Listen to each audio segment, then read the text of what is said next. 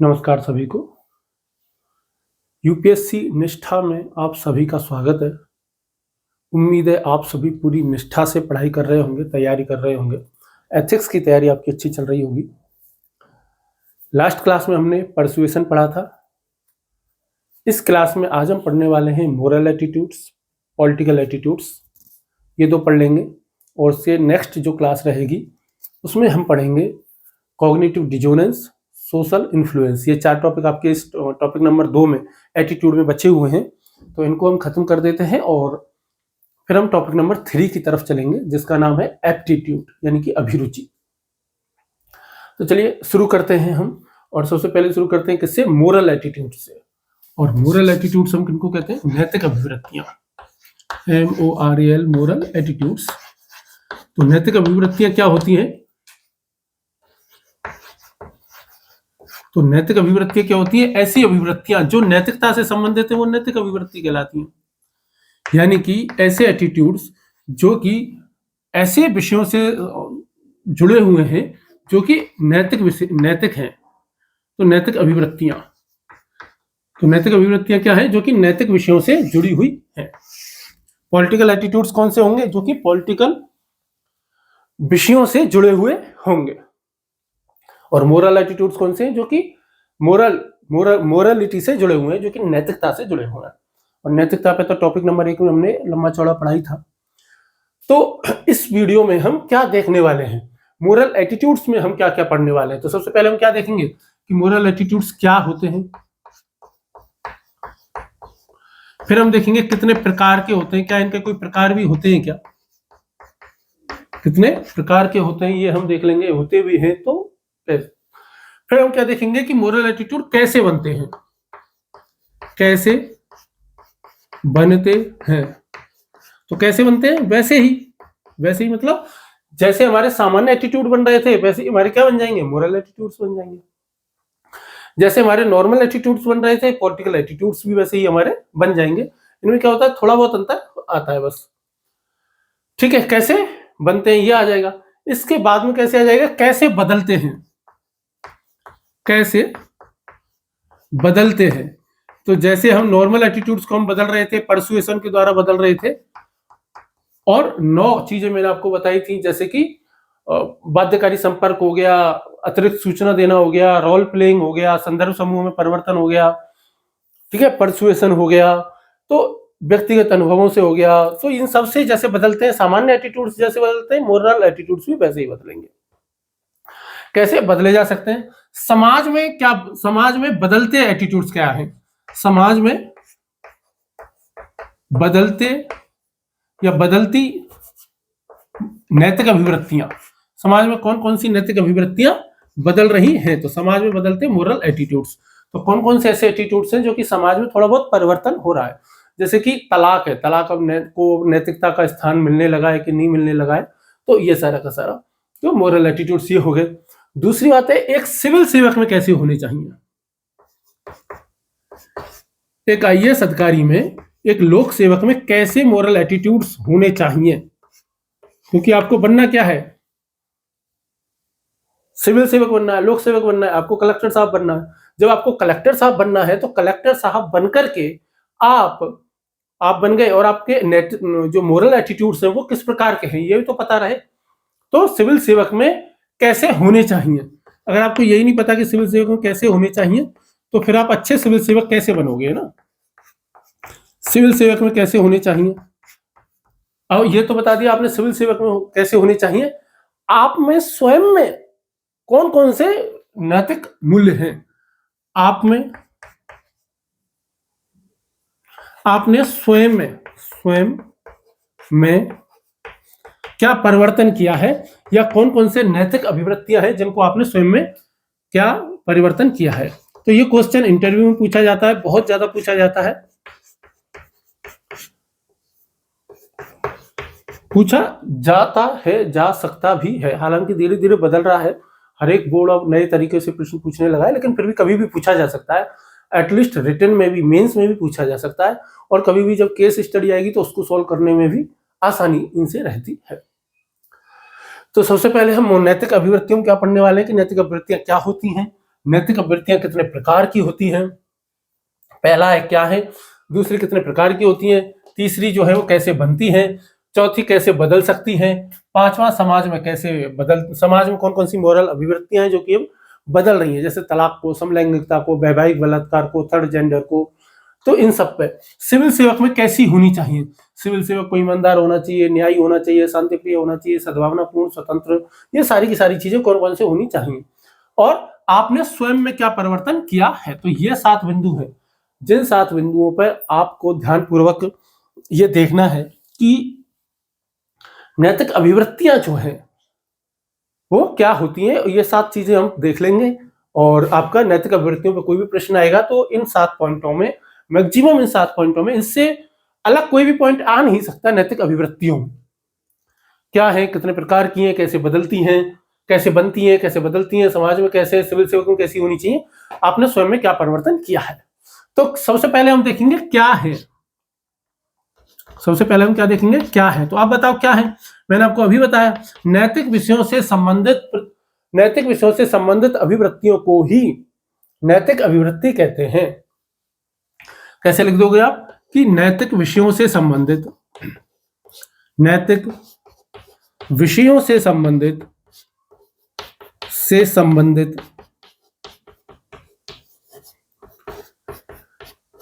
अभिवृत्तियों, कोई भी ऐसी एटीट्यूड जो कि नैतिक विषयों से जुड़ी हुई है, अभिवृत्तियों को ही, तो क्या है कि भाई नैतिक विषयों से जुड़ी अभिवृत्तियों को ही हम क्या कहते हैं, नैतिक अभिवृत्ति कहते हैं। आपको जैसे देखना है उदाहरण क्या होते हैं इसके, तो जैसे आप गर्भपात को लेकर बहुत ज्यादा ये डिबेट रहती है कि जब गर्भपात की आवश्यकता नहीं है, लेकिन फिर भी यदि गर्भपात यदि कोई कराना चाहता है, टर्मिनेशन ऑफ प्रेगनेंसी क्यों है, क्योंकि एक तो इसमें क्या है कि लिंग निर्धारण वाला मामला आ जाता है, दूसरी बात कई बार बलात्कार वाले मामले आ जाते हैं, और भी कई प्रकार के मामले होते हैं। तो नैतिक विषयों से बहुत गहराई से जुड़ा हुआ मामला है कि गर्भपात उचित है या अनुचित है, क्या इंसान को अपने गर्भ की, अपने गर्भ में पल रहे शिशु की या भ्रूण की जान लेने का अधिकार है कि नहीं है। दूसरी बात कि भाई वैवाहिक बलात्कार जो होते हैं, अच्छा आप बताओ कमेंट बॉक्स में मेरे को बताओ, वैवाहिक बलात्कार आपकी नजर में उचित है कि अनुचित है। यदि कोई पत्नी ना बोलती है लेकिन उसके बावजूद भी पति उसके साथ जबरदस्ती करता है, शारीरिक या मानसिक कैसे भी प्रकार से यदि उसके साथ जबरदस्ती करके बलात्कार यदि करता है, उसके साथ संबंध बनाता है, तो क्या ये उचित है या अनुचित है। वैवाहिक बलात्कार को आप किस श्रेणी में आप मानते हो, आप अपनी बातें बताओ, आपके हिसाब से आपको क्या लगता है। हालांकि जितना आप पढ़े लिख चुके हैं तो मेरे हिसाब से आप वैवाहिक बलात्कार को अनुचित ही मानोगे। और भी कई सारे मुद्दे हो जाते हैं, जैसे तलाक। अब भारत में बहुत डिबेट है, भाई पश्चिम में तो डिबेट ही नहीं रही तलाक को लेकर के अभी, लेकिन इंडिया में बहुत ज्यादा इस बात को लेकर डिबेट है कि भाई तलाक नैतिक है कि अनैतिक है, तलाक उचित है कि अनुचित है, तो इस पर काफी ज्यादा विवाद है। तो ये सब है, तो नैतिक विषयों से संबंधित अभिवृत्तियों को ही नैतिक अभिवृत्ति कहते हैं। नैतिक विषयों से संबंधित अभिवृत्तियों को ही नैतिक अभिवृत्ति कहते हैं। जैसे तलाक हो गया, वैवाहिक बलात्कार हो गया, गर्भपात का मामला हो गया। अब हम देख लेते हैं कि भाई नैतिक अभिवृत्तियों के प्रकार कौन कौन से होते हैं। तो क्या है देख लिया, अब हम देख लेंगे प्रकार, नैतिक अभिवृत्तियों के प्रकार। तो नैतिक अभिवृत्तियां केवल 2 प्रकार की होती हैं। देखो जबरदस्ती के प्रकार बनाना चाहो तो कई प्रकार बना सकते हो, बट मोटे तौर पर नैतिक अभिवृत्तियां कितने प्रकार की होती हैं, 2 प्रकार की होती हैं। पहली होती है आपकी रूढ़िवादी। पहली कौन सी है आपकी, रूढ़िवादी। रूढ़िवादी कह सकते हो, या आप क्या कह सकते हो, बुनियादी, या बुनियादी जो नैतिक अभिवृत्तियां जो होती हैं। तो इसको अंग्रेजी में कह सकते हो आप ऑर्थोडॉक्स कह लो।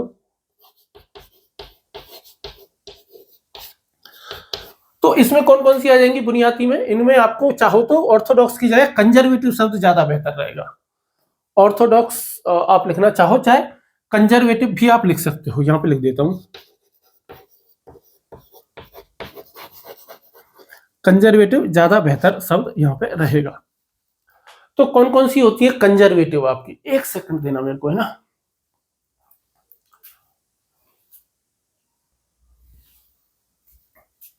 बेहद माफी चाहूंगा डिस्टर्बेंस के लिए। तो कंजर्वेटिव मैंने बताया, तो कंजर्वेटिव कह लो या बुनियादी मुद्दे कह लो, तो कौन कौन सी हैं, इसमें बहुत ही बेसिक वाली चीजें आएंगी, जैसे कि सत्य, अहिंसा, कि भाई आपको सत्यता के लेकर के आपकी एटीट्यूड कैसा है। बहुत से लोग होते हैं आप झूठ बोलते हैं, बहुत से लोग आदतन झूठे होते हैं। बहुत से लोग कैसे होते हैं, आदतन झूठ बोलते हैं, मतलब झूठ बोलना उनकी फितरत में है, कोई भी कारण नहीं होता लेकिन वो फिर भी झूठ बोलेंगे। कोई पूछेंगे कि भाई कहाँ हो, फोन किया, कहाँ पे हो, एक तो क्या बोलेंगे, वो अभी बाजार में नहीं है, घर पे ही है, और सामने वाले को कोई फर्क नहीं पड़ता कि आप घर में है कि बाजार में, फिर भी आप झूठ बोल दोगे कि हाँ यार अभी तो बाजार में हूं, हाँ यार अभी तो घर में हूं। सामने वाले को कोई फर्क नहीं पड़ता, फिर भी आप झूठ बोल रहे हो। तो ऐसा व्यक्ति कैसा होता है कि सत्य के प्रति उसका एटीट्यूड कैसा बना हुआ है, बहुत ही ज्यादा नेगेटिव बना हुआ है, आदतन झूठा हो गया वो। बहुत से लोग क्या होंगे, झूठ कब बोलेंगे, डर की वजह से बोलेंगे, भय की वजह से बोलेंगे, लालच की वजह से बोल देंगे, किसी लाभ के लिए बोल सकते हैं। बहुत से लोग क्या होते हैं कि बस आदत ही हो गई है लगातार, वो कहते हैं कि भाई जो सिनेप्सेस जो होते हैं, न्यूरल पाथवे बहुत स्ट्रांग हो गया है, अब न्यूरोप्लास्टिसिटी की जगह ही नहीं बची है, उम्मीद ही नहीं बची है, और आदतन झूठे हो गए। हालांकि देखो उम्मीद तो हमेशा ही रहती है, सुधारा तो कभी भी जा सकता है, कभी भी। कल ही हमने पढ़ा था कि एटीट्यूड बदले जा सकते हैं, और बदलने के तरीके भी हमने लास्ट क्लास में पढ़े ही थे। तो अहिंसा को लेकर के कुछ लोग ऐसे होते हैं कि गली में कुत्ता सो रहा है, जानबूझ करके चलते चलते कुत्ते में लात मार दी, चींटियों को कुचल देते हैं। बहुत से लोग, कितने मूर्ख लोग होते हैं कुछ लोग। और कुछ लोग ऐसे होंगे कि जैसे कि जैन साधु हो गए कि भाई शाम हो गई, एक कीड़ा तक, सांसों के साथ भी कोई कीड़ा ना चला जाए इसलिए मुंह पे कपड़ा रखेंगे, पानी में भी कोई सी जीव की हत्या ना हो जाए इसलिए पानी की टोंटी पर भी, जो पानी की नल की जो टंकी होती है, उसके मुंह पे भी क्या क्या रखेंगे, कपड़ा बांध के रखेंगे। तो एटीट्यूड जो है वो ये बुनियादी सत्य को लेके, अहिंसा को लेके, समानता को लेके। जब ये चैलेंज आएगा, जब आप आईएएस बनोगे समानता वाला, आपके कई सारे दोस्त होंगे जो नहीं बन पाएंगे, आप बन जाओगे, फिर देखेंगे आप कितना समानता का एहसास करवाते हो उनको। जब आप अपनी ऑफिस में जाओगे, तो जब भी जाओगे पहले दिन से ही, आप जब भी ऑफिस में जाओगे तो आप क्या बन के जाओगे, बॉस बन के जाओगे। क्या बन के जाओगे, बॉस, मतलब पहले ही दिन से आप अधिकारी रहेंगे, वहां पे सबसे सीनियर मोस्ट पोस्ट आपको मिलेगी उस ऑफिस की। तो आप कितना समानता का बिहेव अपने कर्मचारियों के साथ कर पाओगे, उस ऑफिस के लोगों के साथ कर पाओगे, ये भी डिपेंड करता है ना। कहीं आप ऐसे अधिकारी ना बन जाओ कि गलती से ही आप साहब आईएएस साहब जा रहे हैं, आईपीएस साहब जा रहे हैं, और गलती से बेचारे कांस्टेबल का ध्यान नहीं था, और कोई बात थी, वो सलाम करना भूल गया, और आपके दिमाग में आ गया कि अरे इसकी इतनी हिम्मत, मुझे सलाम नहीं किया। जैसे कि ऐसा ही एक सीन किस फिल्म में है, सैम बहादुर एक फिल्म में है, आपने देखा हो तो इस प्रकार, किस प्रकार के आप कर्मचारी बनना चाहते हो, किस प्रकार के एक अधिकारी बनना चाहते हो, समानता का लेवल आप किस प्रकार का रखना चाहते हो, और इस प्रकार के गुण आपको सीखने तो सैम मानेक शो से आप सीख सकते हो। जैसे सैम मानेक शो पर जब चार्जशीट लगाते हैं तो वो कहते हैं कि यार आपसे कुछ जवान मांगे गए थे कंस्ट्रक्शन के काम को तेजी से आगे बढ़ाने के लिए, आपने कुछ जवान क्यों नहीं दिए। तो उसने क्या कहा था कि सर कंस्ट्रक्शन का काम करने के लिए मेरे जवान नहीं है, मेरे जवान सोल्जर है, सोल्जर का काम कंस्ट्रक्शन करना नहीं है। उनको कुछ मजदूर चाहिए तो मैं मजदूरों के नाम पते बता सकता हूं, सोल्जर नहीं दूंगा। तो एक अधिकारी है, और जब एक अधिकारी ऐसा होता है ना, तो फिर कर्मचारी ना, वो एक फिल्म में डायलॉग है कि इसके लिए तो बेटा मैं सीने पे गोली खाऊंगा, सीने पे, वो अक्षय कुमार एक डायलॉग मारता है एक फिल्म में। वैसे ही आपके जो ऑफिस का प्रत्येक कर्मचारी है ना, वो आपके प्रति इतने ही सम्मान के भाव से भरा होना चाहिए कि भाई कलेक्टर साहब के लिए ना मैं जान भी दे सकते हैं। इस हद तक आपको जो है वो उनमें समानता का भाव भर देना है, तभी आप बहुत ज्यादा सफल हो पाओगे। क्योंकि आपका काम तो केवल ऑर्डर निकालना रहेगा, उसको लागू जो करेंगे वो कौन करेंगे, डिस्ट्रिक्ट के जितने भी कर्मचारी हैं वो करेंगे। और डिस्ट्रिक्ट के कर्मचारियों को आप अपने सामने बैठने की भी इजाजत नहीं देते, तो फिर आपके लिए काम कौन करेगा, आखिर में आपका काम करेगा कौन, वो करेंगे। ठीक है, तो ये समानता हो गया।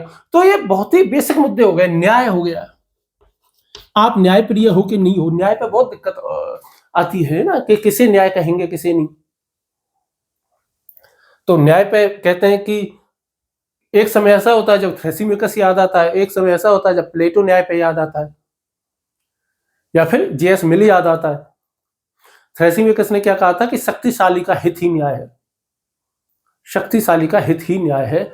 और यह चीज आपको महसूस होगी कई बार, ठीक है। हालांकि चीजों में बहुत तेजी से सुधार हो रहा है भारत में, डेमोक्रेसी में, और चीजें बहुत सुधर रही हैं, नौकरशाही में भी चीजें बहुत तेजी से सुधर रही हैं। अब पहले जितना ऐसा मामला नहीं रहा है, लेकिन फिर भी अभी भी है। जब आपको पता चलेगा कि न्याय कैसा है, कि शक्तिशाली का हित ही न्याय है, जब आपको पता चलेगा कि जो बहुत बड़े आदमी है ना, उनके सामने बेचारा आईपीएस आप होंगे, फिर भी आपको ऐसा लगेगा कि मैं कुछ नहीं कर सकता, तब थ्रेसिमिकस याद आएगा, शक्तिशाली का हित ही न्याय है। बाकी तो प्लेटो याद आता है न्याय की चीज में, जेएस मिल याद आता है कि भाई समानता होनी चाहिए, सभी के लिए बराबरी होना चाहिए, और न्याय सब में सद्गुण है, न्याय न्याय सबके अंदर होता है, ठीक है। तो ये जो बेसिक जो चीजें हैं वो क्या है, रूढ़िवादी या बुनियादी एटीट्यूड कहलाते हैं, मोरल एटीट्यूड्स। और दूसरे प्रकार के कौन से होते हैं हमारे, प्रगतिशील या उदार। दूसरे हमारे कौन से होते हैं, प्रगतिशील या उदार। तो उनको हम क्या कहेंगे, प्रोग्रेसिव या लिबरल एटीट्यूड्स। प्रगतिशील या उदार, इनको क्या कहेंगे हम, प्रोग्रेसिव, दिख तो रहा है ना, और लिबरल। एटीट्यूड्स। देखिए ऐसा है, सॉरी, जो लिबरल जो शब्द है ना, इस शब्द का सोशल मीडिया पे जो अर्थ चलता है वो बहुत ही खराब अर्थ चलता है। लिबरल लोग वो लोग नहीं हैं जो कि किसी एक खास धर्म की ही आलोचना करते हैं और बाकी दूसरे धर्म को अच्छा बताते हैं, नहीं, वो व्यक्ति लिबरल नहीं होता। ऐसा व्यक्ति किसी भी मामले में लिबरल नहीं होता। ऐसा व्यक्ति भी लिबरल नहीं होता जो कि पश्चिम को या पश्चिम से आने वाली चीजों को या पश्चिमी संस्कृति को महत्व देता है, नहीं, ऐसा व्यक्ति लिबरल नहीं होता। लिबरल व्यक्ति उसको कहते हैं जो कि अपनी थॉट से बहुत ज्यादा प्रोग्रेसिव है, बहुत ज्यादा आगे की बातें सोचता है, जो ये समझता है, जिसके माइंड में ये चीज आ चुकी है, कल्चरल रिलेटिविज्म यानी कि सांस्कृतिक सापेक्षतावाद जिस व्यक्ति के अंदर आ चुका है वो लिबरल है। जो व्यक्ति ये समझ चुका है कि स्त्री हो, पुरुष हो, थर्ड जेंडर हो, कोई अंतर नहीं है तीनों में। जिस व्यक्ति को ये फर्क नहीं पड़ता कि भाई समाज में मेरे आसपास कोई थर्ड जेंडर व्यक्ति रह रहा है तो उसको कोई टेंशन वाली बात नहीं है, ठीक है, वो भी इंसान है, हम भी इंसान है, समान तौर पर रहेंगे। जिसको जो ये नहीं कहेगा कि यार अंग्रेजों की सारी बातें खराब है या अंग्रेजों की सारी बातें अच्छी हैं, नहीं, ऐसा जो कहेगा वो तो उल्टा कैसा है, कंजर्वेटिव है, वो तो उल्टा रूढ़िवादी है। उसका माइंड तो, मैंने आपको बताया था ना कि 3 प्रकार के लोग होते हैं। एक होते हैं कि भाई एथनोसेंटर, कि भाई एथनोसेंट्रिक, कि भाई हमारी ही कल्चर सबसे अच्छी है। दूसरे होते हैं जीनोसेंट्रिक, भाई अंग्रेजों की कल्चर ही सबसे अच्छी है। एक होते हैं कल्चरल रिलेटिविज्म वाले लोग, सांस्कृतिक सापेक्ष लोग होते हैं जो कि कहते हैं कि सबकी अपनी अपनी संस्कृति है, भाई हर एक संस्कृति में कुछ अच्छी बातें होती हैं, कुछ बुरी बातें होती हैं, हर जगह से हमें कोशिश करनी है कि कुछ अच्छी चीजों को चुना जाए।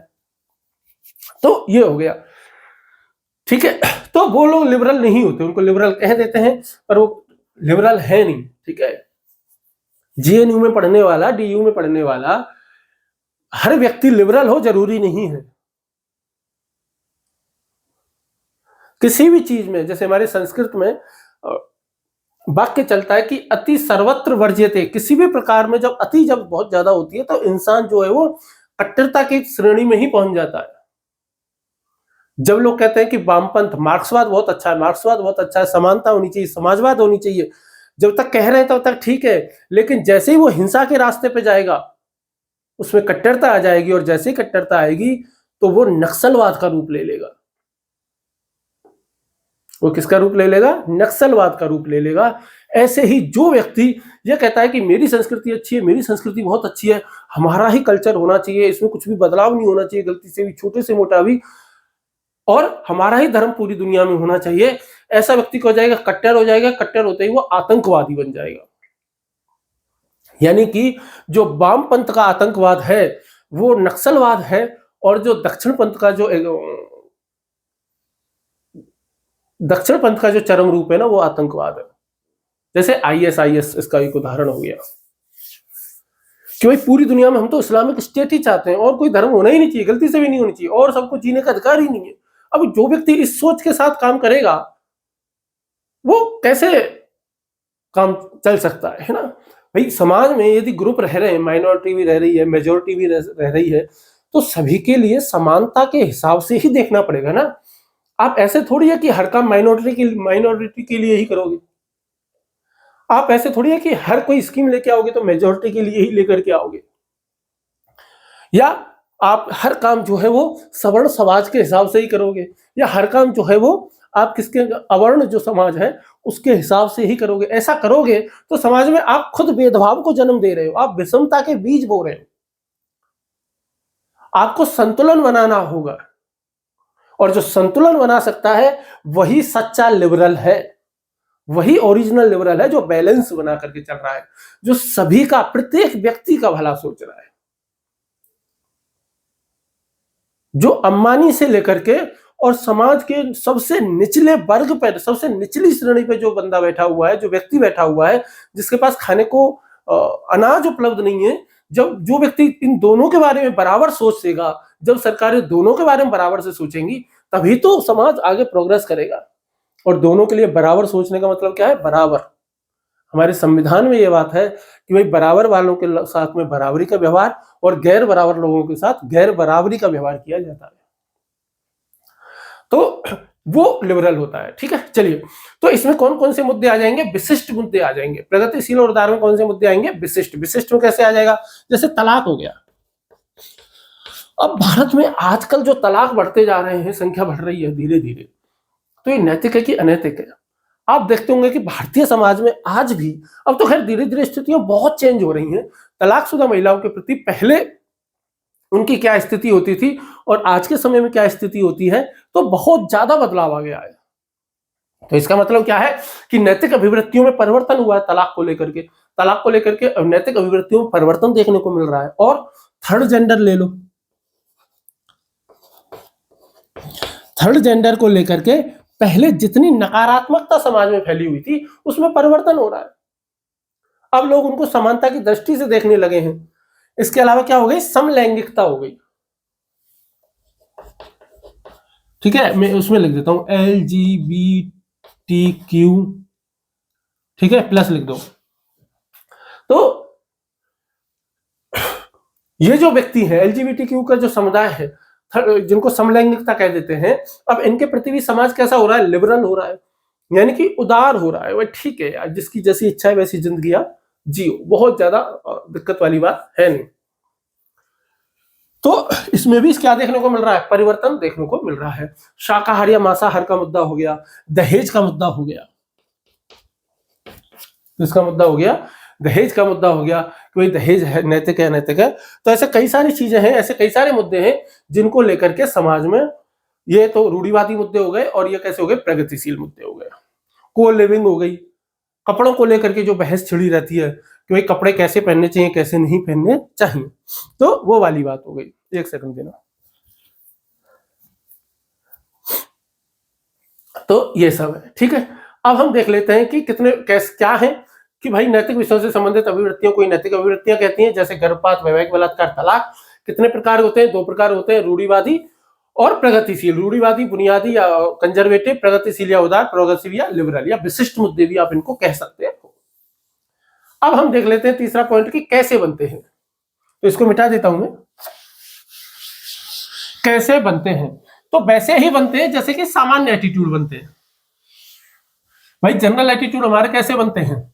घर से, माँ से, माँ बाप से, परिवार से, संदर्भ समूहों से, प्राथमिक समूह, द्वितीयक समूह, रेफरेंस ग्रुप, इनसे बनते हैं, व्यक्तिगत अनुभवों से बनते हैं, और समाज से बनते हैं, सोशल मीडिया से बनते हैं, विद्यालय से, कॉलेज से, ठीक है, इन सब से बनते हैं, समाज से बनते हैं। तो जैसे साधारण एटीट्यूड बनते हैं वैसे ही नैतिक एटीट्यूड भी बनते हैं।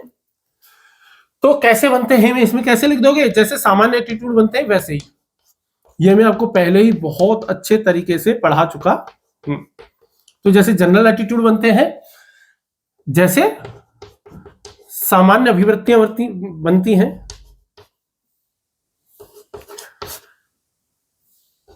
वैसे ही ये भी बनते हैं। तो कैसे, क्या क्या लिखोगे, फिर भी आप शॉर्ट फॉर्म में लिखना चाहते हो तो लिख लो घर से, परिवार से, पीयर ग्रुप से, रैलियों से, सोशल मीडिया से, व्यक्तिगत अनुभवों से, कल सांस्कृतिक पृष्ठभूमि है। और इसमें सबसे बड़ा योगदान, यदि किसी का नाम यदि आपको लेना हो तो किसका ले लो, मम्मी का ले लो, माँ का ले लो। माँ का रोल सबसे ज्यादा होता है किसी भी व्यक्ति के अभिवृत्तियों के निर्माण में। किसी भी व्यक्ति की अभिवृत्तियों के निर्माण में सबसे ज्यादा योगदान किसी का होता है तो किसका होता है, मम्मी का होता है, माँ का होता है। उदाहरण यदि लिखने हो तो गांधी जी का लिखो, एपीजे अब्दुल कलाम का लिखो, जिन पर, या फिर आप विदेशों से किसी का नाम लिखना चाहते हो तो किसका लिख सकते हो, थॉमस एल्वा एडिसन का लिखो, कि जिनको स्कूल से निकाल दिया गया था, फिर उनकी मम्मी ने उनको पढ़ाया था, जिनके बारे में कहानियां चलती है। तो ऐसे हैं। तो कैसे बनते हैं, वही घर परिवार विद्यालय से, पीयर ग्रुप से, रेफरेंस ग्रुप से, वही सारे के सारे बनते लिख दोगे। नेक्स्ट है कि कैसे बदलते हैं। थोड़ी नमी आ गई है चौक्स में सर्दी की वजह से। कैसे बदलते हैं, कैसे बदलते हैं, पल भर में कैसे बदलते हैं रिश्ते, ठीक है। तो कैसे बदलते हैं, पल भर में नहीं, पल भर में नहीं बदलेंगे। तो जैसे सामान्य अभिवृत्तियां बदलती हैं वैसे ये भी बदलेंगे। तो क्या लिख दोगे, जैसे सामान्य अभिवृत्तियां बदलती हैं।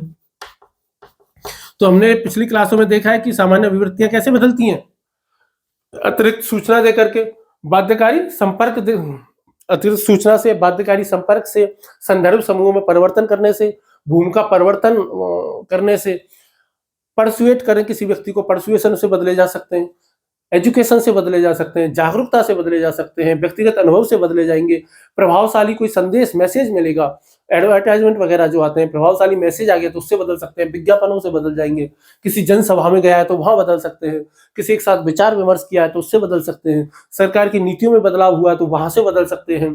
तो इस प्रकार से कैसे बदलते हैं, जैसे सामान्य अभिवृत्तियां बदलती हैं वैसे ही नैतिक अभिवृत्तियां भी बदलती है,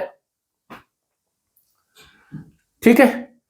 अब हम ये देख लेते हैं कि सिविल सेवक में कैसे होनी चाहिए। एक जो सिविल सेवक होता है, सिविल सेवक में कैसे एटीट्यूड होने चाहिए या कैसी नैतिक अभिवृत्तियां एक सिविल सेवक में होनी चाहिए। तो आप बताओ सिविल सेवक में, एक किसी भी एक सिविल सेवक में कैसी नैतिक अभिवृत्तियां होनी चाहिए।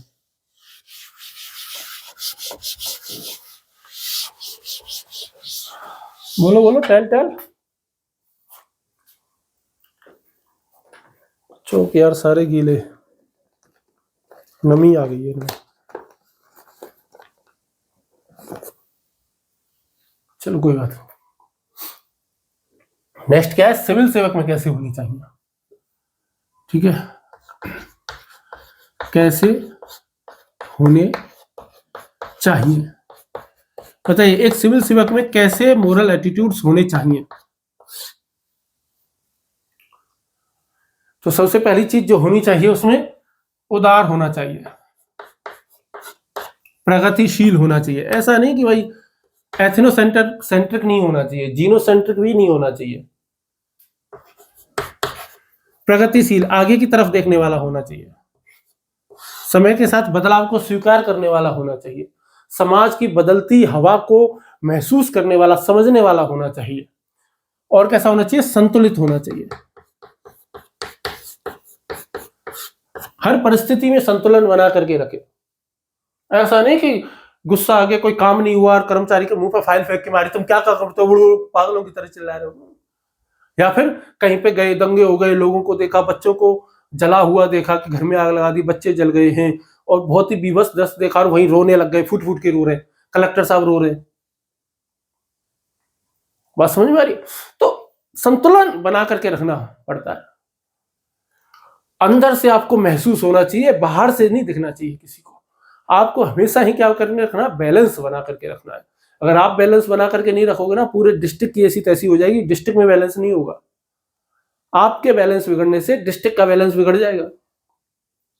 ये ध्यान रखना, बहुत मोस्ट इंपोर्टेंट चीजें होती हैं ये, ठीक है। और जब इंटरव्यू में यदि पूछा जाए या केस स्टडी में यदि कहीं आता है तो ध्यान रखना है, उदार होना है, प्रगतिशील होना है, संतुलन होना है और कॉन्स्टिट्यूशनल मोरालिटी से सुसंगत होना चाहिए। संवैधानिक नैतिकता से कैसा होना चाहिए, सुसंगत। संविधान में तो लिखा हुआ है कि भाई समानता का अधिकार है, अस्पृश्यता का अंत है, छुआछूत का अंत करना है, और आप जो है कि आप खुद छुआछूत को बढ़ावा दे रहे हो। अस्पृश्यता केवल जातियों में नहीं होती है, अस्पृश्यता मनुष्यों में भी किस प्रकार से हो सकती है कि भाई मैं कलेक्टर हूं और मैं एक बाबू के पास साथ में कैसे बैठ सकता हूं यार, बाबू के साथ बैठ करके चाय पी लूंगा कि मैं क्लर्क के पास में हट, मैं आईएएस अधिकारी, मैं आईपीएस हूं, कांस्टेबल की इतनी हिम्मत मेरे सामने बैठ जाए, एसपी साहब के सामने कांस्टेबल बैठ जाए, कांस्टेबल की इतनी हिम्मत, ऐसा एसपी हो गए, ऐसे एसपी यदि आप बने, ऐसे डीएम यदि आप बने, ऐसे कलेक्टर साहब आप बने, तो यकीन मानो कोई आप कुछ उखाड़ नहीं पाओगे जीवन में, ठीक है। बहुत ही खराब भाषा यूज कर रहा हूं मैं, कुछ कर नहीं पाओगे, मतलब कर नहीं पाओगे कि जिस उद्देश्य के लिए आप जा रहे हो। ठीक है, अगर आपको नौकरी चाहिए, पैसे कमाने, तो वो तो आप कमा ही लोगे, ठीक है, वो तो हर कोई कमा ही रहा है ना, फिर इसी में क्यों जाना है। इस पोस्ट पर बैठ करके यदि आपने लाखों करोड़ों लोगों का भविष्य नहीं सुधारा तो आपके बैठने का कोई फायदा नहीं है। आप मत बैठो, छोड़ दो, आप लायक नहीं हो इस कुर्सी के। इस कुर्सी के लायक वही है जो समाज में बदलाव लेकर के आ सके, जो किसी भी डिस्ट्रिक्ट में डीएम साहब रहे 2 साल ही हैं, लेकिन 2 साल में ही ना पूरे डिस्ट्रिक्ट की हवा बदल करके रख दिया, पूरे डिस्ट्रिक्ट में परिवर्तन ला करके रख दिया, पूरे कर्मचारियों का एटीट्यूड चेंज कर दिया, पूरे डिस्ट्रिक्ट के कर्मचारियों का। और एटलीस्ट डिस्ट्रिक्ट को चला कौन रहा है, कर्मचारी चला रहे, कर्मचारी काम कर रहे हैं। जब हर डिपार्टमेंट में कर्मचारी बहुत अच्छे से काम करेंगे तो कलेक्टर साहब का रुतबा तो अपने आप ही ऊपर हो जाएगा ना, क्योंकि काम दिखेगा कैसे, जब लोग करेंगे। आप अकेले तो स्कूलों में जाके पढ़ाओगे नहीं, आप अकेले तो जाकर के जो है वो पंचायतों में बैठोगे नहीं, आप अकेले तो जाकर के जिला परिषद में जाओगे नहीं। आप तो जहां कहीं किसी भी ऑफिस में आप गए हो और हर किसी ऑफिस में हर एक व्यक्ति का काम बड़ी आसानी से हो रहा है, और ये सारी चीजें लठ के जोर पे नहीं होती हैं, ताकत के जोर पे नहीं होती हैं। ताकत के जोर पे कुछ ही नहीं हो सकता। मैंने कल आपको पढ़ाया था ना रिएक्टेंस, तो ध्यान रखना है आपको, लोगों को परसुएट करते समय रिएक्टेंस ना करें, ठीक है। तो ये सारे के सारे क्या होने चाहिए, सीएम में गुण होने चाहिए। और कैसा होना चाहिए, सीएम पंथ निरपेक्ष होना चाहिए, जातिवाद से मुक्त होना चाहिए। पंथ निरपेक्ष है कि भाई डिस्ट्रिक्ट में गए, एक ही धर्म को मानने वाले लोग हैं, उनके प्रति आप काम करोगे, दूसरे धर्म वालों के लिए काम ही नहीं करोगे तो कैसे काम चलेगा भाई, ठीक है। तो ऐसे काम नहीं चलेगा। वैज्ञानिक, वो तो हमारे मौलिक कर्तव्यों में ही आता है कि भाई कैसा होना चाहिए, वैज्ञानिक दृष्टिकोण होना चाहिए, वैज्ञानिक अभिवृत्ति होनी चाहिए, ठीक है। ऐसा नहीं है कि सब कलेक्टर साहब हैं और कि भाई डिस्ट्रिक्ट में जो है वो आपदा आने वाली है, पता चला कि भाई कोई चक्रवात का कोई तूफान आने वाला है, और कलेक्टर साहब क्या कहें, अरे यार लगता है ऊपरी हवा का साया है, तांत्रिक को बुला लिया है और तांत्रिक पे पूजा पाठ करवा रहे हैं, या किसी और मौलवी साहब को या किसी को भी बुला लिया और भूत प्रेत वाला काम कर रहे हैं कि भाई हमारे डिस्ट्रिक्ट पे मुसीबतें आ रही हैं तो किसकी वजह से आ रही हैं, तो वो आप कर रहे हो। तो ये नौटंकी नहीं कर सकते आप। ये नौटंकी करनी है तो आप अपने व्यक्तिगत जीवन में कर सकते हो, ठीक है। प्रोफेशनल लाइफ में नहीं करोगे, अखबारों में नहीं आना चाहिए, टीवी में नहीं आना चाहिए, न्यूज में नहीं आना चाहिए। गलती से भी आ गया ना तो फिर आपका बैंड बज जाएगा, ध्यान रखना। बहुत बुरी तरह फेल होंगे जीवन में, बहुत बुरी तरह फेल। और कैसा होना चाहिए, न्यायपूर्ण तो होना ही चाहिए, उसमें तो कोई बड़ी बात है ही नहीं, है ना, ये बात तो कहने की है ही नहीं। न्यायपूर्ण निर्णय लेने वाला भी होना चाहिए कि हर मुसीबत में, हर परिस्थिति में कैसे फैसले लेता है, पूरे डिस्ट्रिक्ट को इफेक्ट करेंगे आपका एक फैसला। और यदि आप आपकी 27 साल से ऊपर की सर्विस है तो आप सेक्रेटरी रैंक तक जाओगे, जॉइंट सेक्रेटरी बनोगे। जब सेक्रेटरी जॉइंट सेक्रेटरी बनोगे ना, तो पूरे के पूरे स्टेट को आप, पूरे स्टेट, एक स्टेट में जैसे कि शायद गुजरात में 6 करोड़ की आबादी होगी, राजस्थान में 7-8 करोड़ की आबादी होगी, यूपी में 25 करोड़ की आबादी है। इतने सारे लोगों का भविष्य तय करोगे। एक नीति आपकी कितने करोड़ों लोगों का भविष्य तय करेगी। तो जान जान तो इसका पूरा इस्तेमाल करना है, इन सब गुणों का इस्तेमाल करना है, तब कलम चलानी है। वैसे कलम चला दी ना, बहुत बहुत खराब स्थिति हो सकती है। और ईमानदार होना चाहिए। बेईमान होगा तो फिर तो आप जानती हो है ना, करप्ट का तो फिर करप्शन तो करप्शन ही है, इसका तो कोई ऑप्शन है ही नहीं।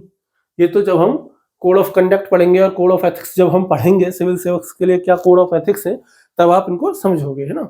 समाज के प्रति समर्पण की भावना होनी चाहिए, कल्याण की भावना होनी चाहिए। ये केवल कहने के लिए नहीं होनी चाहिए, सच में होनी चाहिए। अगर आप में सच में इनमें से बहुत सारे गुण नहीं होंगे ना, बहुत जीवन में फेल होंगे। पैसे तो खूब कमा लोगे, कोई दिक्कत वाली बात नहीं है, ठीक है, पर पैसा कमाना ही तो जीवन थोड़ी है। दुनिया में कोई भी इंसान हो यार, वो कहते हैं ना कि पेट तो कुत्ते बिल्ली भी भर लेते हैं, पेट तो चोर डाकू भी भर रहे हैं। पैसा तो दाऊद इब्राहिम ने भी कमाया, वीरप्पन ने भी कमाया, और भी जितने भी आतंकवादी हैं कितने सारे, वो भी कमा रहे हैं। जीवन का एकमात्र उद्देश्य धन कमाना थोड़ी है। यदि आप एथिक्स की क्लास में पढ़ करके भी ये ना समझे कि जीवन का एकमात्र उद्देश्य क्या है या जीवन का क्या उद्देश्य है, कहीं ऐसा ना हो कि आए थे हरिभजन को रोटन लगे कपास, ठीक है, कि वो एक बहुत ही घटिया सा वो शेर चलता है, शेर है क्या है, लाइन है कि समाज को बदलने आए थे लेकिन घुंघरुओं की खनक सुन करके, पैसों की खनक सुन करके खुद अपने ही पैरों में घुंघरू बांध बैठे। ठीक है, कि कोठा बंद करने आए थे लेकिन जब घुंघरुओं की खनक सुनी तो खुद ही शुरू कर दिया कार्यक्रम। तो ऐसा नहीं होना चाहिए।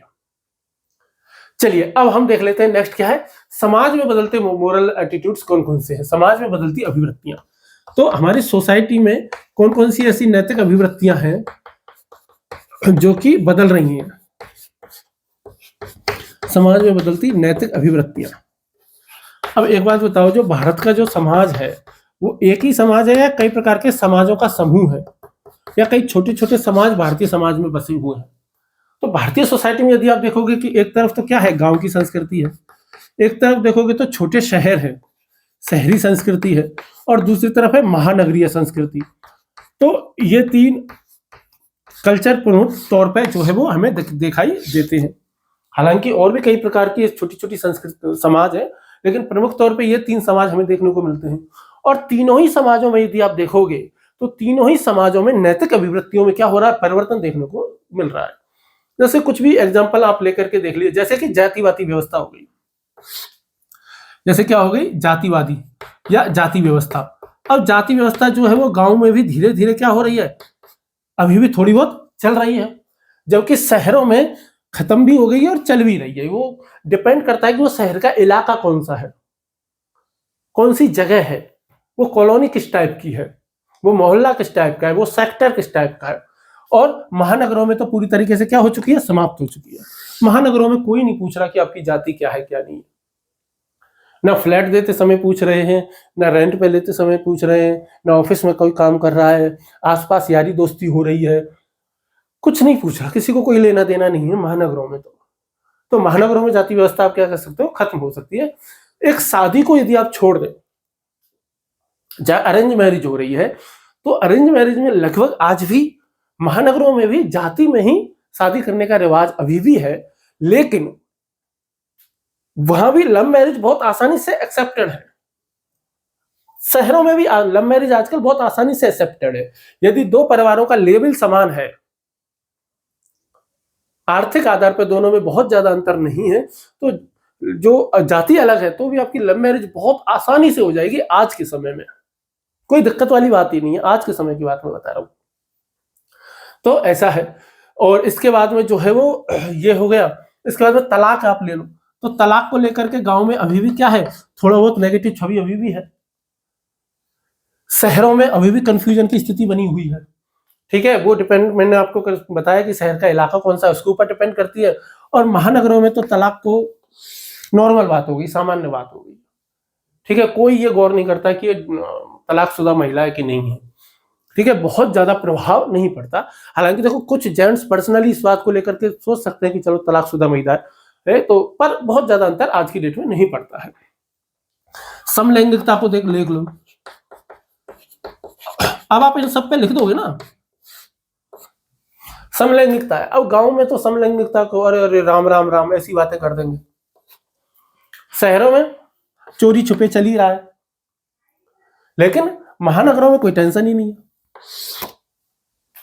महानगरों में कोई टेंशन ही नहीं है। तो इस प्रकार से आप और भी कई सारी चीजें लिख देना, जैसे कि पश्चिमी परिधान हो गए, वेस्टर्न कपड़े हो गए, लैंगिक समानता हो गई, संयुक्त परिवार हो गया। वही गांव में तो संयुक्त परिवार चल जाते हैं, महानगरों में कहां से ज्वाइंट फैमिली चलेगी यार। वहां फ्लैट है छोटे छोटे, ठीक है, परिवार है आपका 50 लोगों का, कैसे रहेगा? 20 लोगों का फैमिली है, कहां रहेगा एक फ्लैट में? तो ये है, स्त्री अधिकार हो गए, तलाक हो गए, शराब हो गई। तो इन सब को लेकर के समाज में क्या हो रहा है, धीरे धीरे अभिवृत्तियां परिवर्तन हो रही हैं।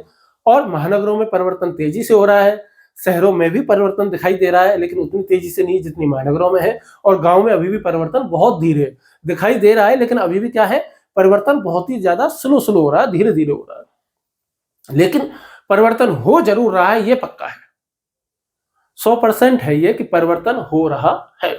ऐसा नहीं है कि परिवर्तन नहीं हो रहा, बिल्कुल हो रहा है। और भी कई सारे ऐसे ही मुद्दे लिख देना है ना, वैवाहिक बलात्कार हो गए, समलैंगिकता हो गई, थर्ड जेंडर हो गया, LGBTQ हो गए। ठीक है, ये भी लिख सकते हो आप, जातिवादी व्यवस्था हो गई, लव मैरिज अरेंज मैरिज हो गई, लैंगिक समानता हो गई, कई सारे ऐसे मुद्दे हैं। अब नेक्स्ट हम देख लेते हैं कि सिविल सेवक में कैसे होनी चाहिए। सिविल सेवक कैसे होने देखनी चाहिए, ये देख लिया। लास्ट ये है कि आपने स्वयं में क्या परिवर्तन किया है, आपने स्वयं में क्या परिवर्तन किया है। तो जब आपसे कोई पूछ ले कि आपने स्वयं में क्या परिवर्तन किया है, ऐसी कौन कौन सी नैतिक अभिवृत्तियां आपकी जो बदली हैं समय के साथ में, आपने क्या बदलाव किया है, तो आप क्या कहोगे कि भाई सर, पहले मैं गांव में रहता था, छोटी जगह पे रहता था, वहां मैंने आसपास अपनी सोसाइटी में, अपने समाज में, अपने गांव में देखा कि जातिवादी व्यवस्था है। मेरे को वो बिल्कुल भी खराब नहीं लगती थी उस समय। मेरे उस समय इतना मैं जागरूक नहीं था, लेकिन जैसे ही मुझे इसके बारे में सूचनाएं प्राप्त हुई, जब मैं आगे की क्लासों में आया, जब मैंने पढ़ाई की और जब मैंने इसके बारे में जानकारी प्राप्त की और जब मैंने इसको समझा, तब मैंने अपनी सोच में पूरी तरीके से बदलाव किया है और अब मैं जातिवादी व्यवस्था के पूरी तरह खिलाफ हो गया।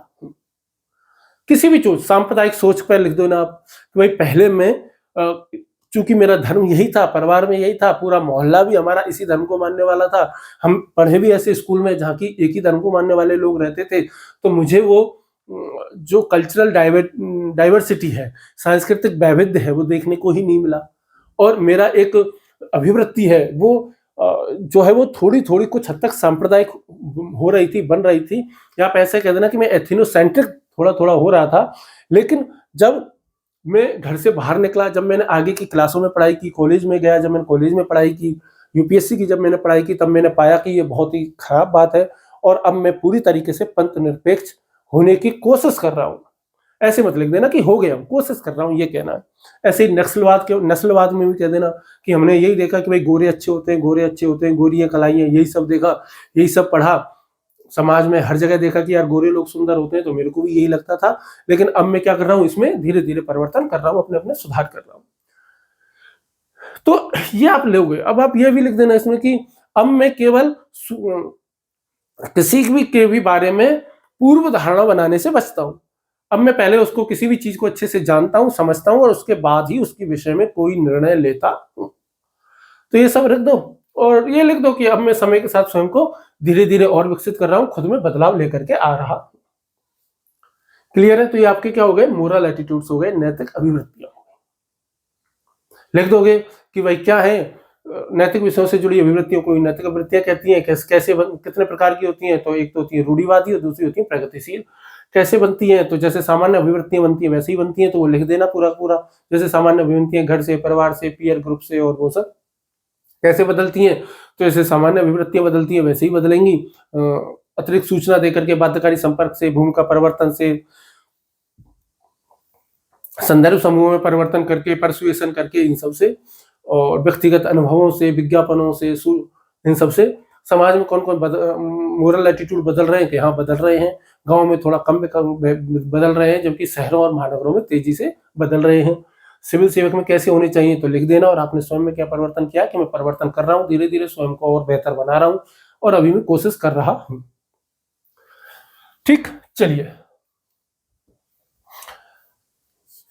अब हम देख लेंगे नैतिक अभिवृत्तियां। नैतिक अभिवृत्तियां और मोरल अभिवृत्तियों में ज्यादा अंतर नहीं है, लगभग एक जैसी ही है, ज्यादा अंतर नहीं है, इसलिए मैं मिटा भी नहीं रहा हूं।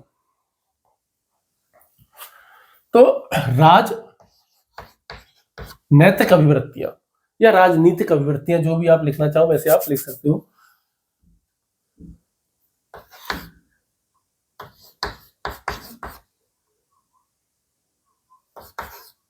राजनीतिक अभिवृत्तियां, तो राजनीतिक अभिवृत्तियां क्या होती हैं? अरे यार दोनों ही जगह हिंदी लिख दी क्या मैंने? चलो यहाँ पे पॉलिटिकल लिख देता हूं।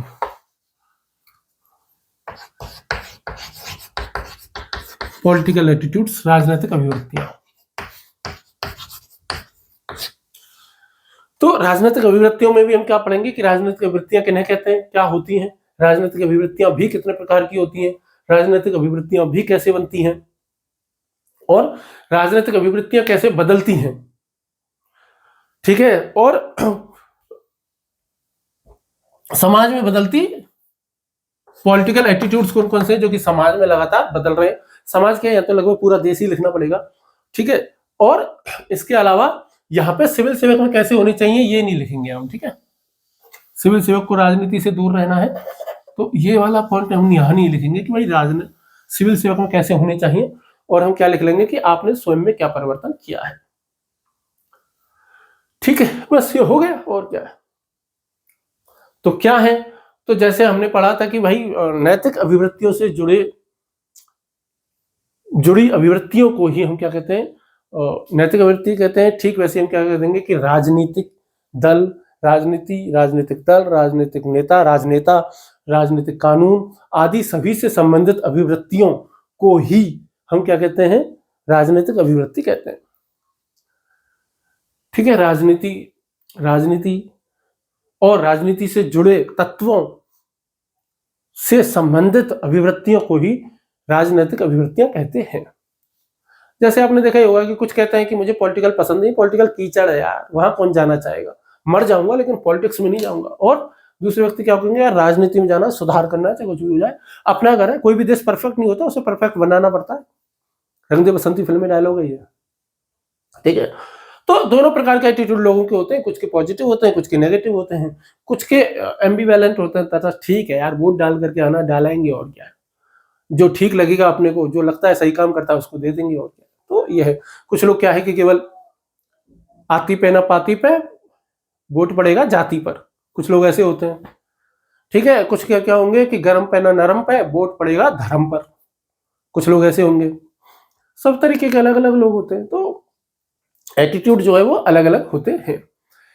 कितने प्रकार के होते हैं, तो ये थोड़ा सा ट्रिकी है कि भाई कितने प्रकार होते हैं, तो इसको थोड़ा सा हम देख लेते हैं। देखो कितने प्रकार होते हैं, तो ये मैंने आपको थोड़ी देर पहले भी बताया था कि भाई पॉलिटिक्स में जो पार्टियां होती हैं तो कैसी होती हैं। एक तो है आपके वामपंथ, लेफ्टिस्ट जिनको कह देते हैं,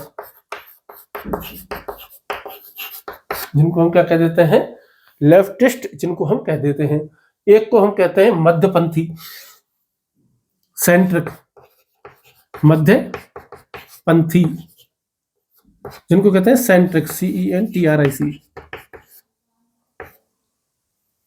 ठीक है, और एक क्या होता है राइट विंग, जैसे लेफ्ट विंग हो गया वैसे क्या हो गया राइट विंग। राइट विंग को क्या कहते हैं, दक्षिणपंथी, दक्षिणपंथ हो गया। ठीक है, राइट विंग इसको लिख दो।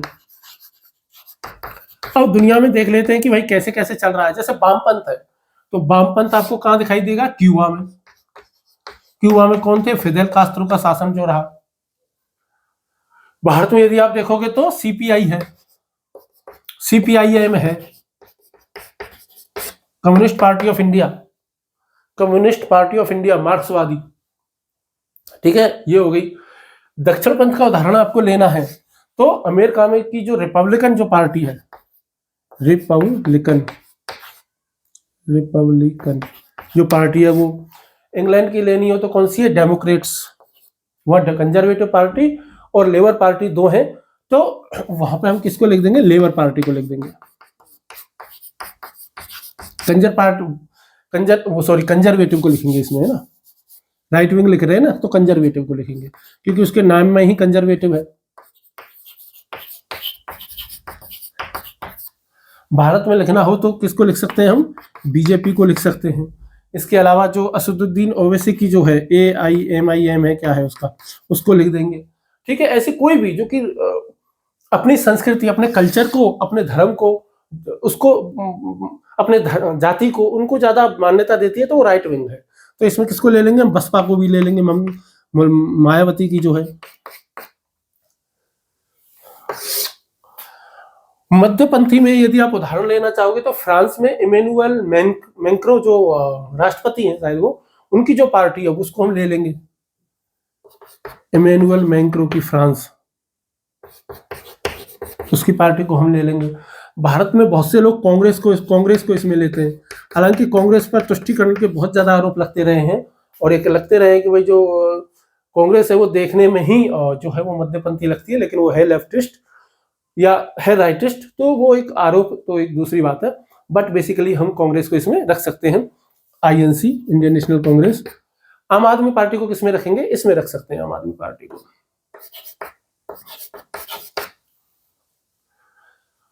तो इसमें बहुत ही है कि वामपंथ का जो, यदि ये इसमें बहुत ज्यादा कट्टरता यदि इसमें आ जाएगी तो ये क्या पैदा करेगा, नक्सलवाद पैदा करेगा।